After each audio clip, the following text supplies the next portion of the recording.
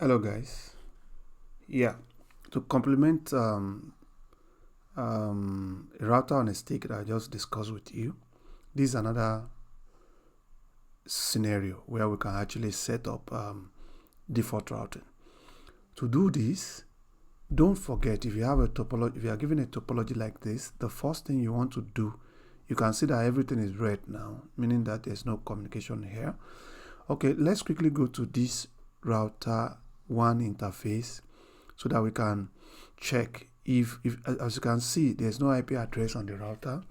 I think that's one of the reasons it's doing that. It's showing red. We might need to bring the interfaces up and also configure an IP address on there on the router interface. How do I do that? I go to router 1. You configure a default route to come this way. Okay, you configure another default route to come this way. Okay, then on router 2 you do the same thing. On router 2 here, you configure your next up to be this, and you also configure your next up to be this. That's the only thing you're doing. Then on router 2, you go like this. You go like this to this interface. You also go to this interface. That's what you are configuring here. Let me show you how to do that quickly. So I'll come to router 1 now. On router 1, I will just say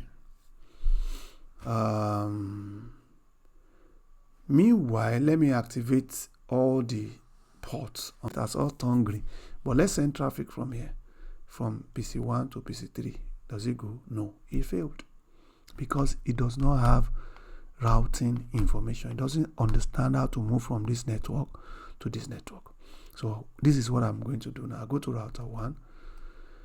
On the router 1, I go to command line and exit that from that interface, and I will configure a default route for this router. I'll configure a default route for the two route. On the router, I'll say IP route 0/0/0/0 0 to any network or any traffic to any network, any traffic, also any network, any subnet mask should go to 10 dot. Don't forget, I'm sending from here. I'm sending here 10.0.0.2. Enter. I've made that entry. I have to make another entry. That will be 11.0.0.2 entry. That's the one that comes here, the traffic that flows here from here, the traffic that comes here. So I have created 2 entries. Okay, now I'll leave that router. I'll come to the second router here. I'll also create its own entry as well. Command line. I'll just say, let me exit this interface. Then I'll say IP route 0.0.0.0 space 0.0.0.0 space. Then where am I pointing? Don't forget I'm router 2. Router 2 is sending traffic this way, so that will be 10.0.0.1 this way, and it's also forwarding traffic to 11.0.0.2. So I repeat that, 11.0.0.2. That's why it's forwarding its traffic to. It's sending traffic from here to here, and here to here. So those are the 2 entries we have made. Then on the router 3, I'll click on it and I will say 0.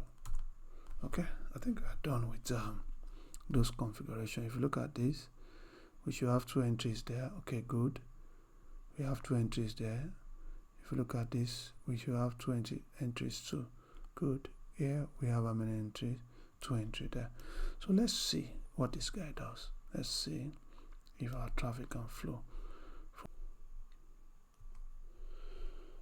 Okay guys, to complete this part, this is what I have done with default routing. If I had decided to help you label it very well so that we can see.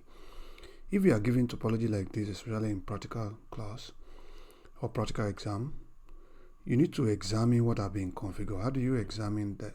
Is it that you go through the configuration, your configuration in the command line, or you just point to the devices? Look at this. If I point to this PC, you can see that this PC is configured already and it has a default gateway, which is correct. Then if you go to the router, look at the interface. Interface GIG0 is having .1, while the GIG0.1, 0/0/1 is having 10.1, which is 192.168.10.1. Okay, so that's how you check. Everything is intact now. The only thing we have done is just default routing. Make sure you configure each of these interface very well. Then you only use the default routing to port or to point your IP addresses. To point where the destination or exit interface. That's what you use it for. Now, if I send message from here now, from here to here, look at it. It's successful. It's successful. Initially, when I tried it in one direction, it's not going.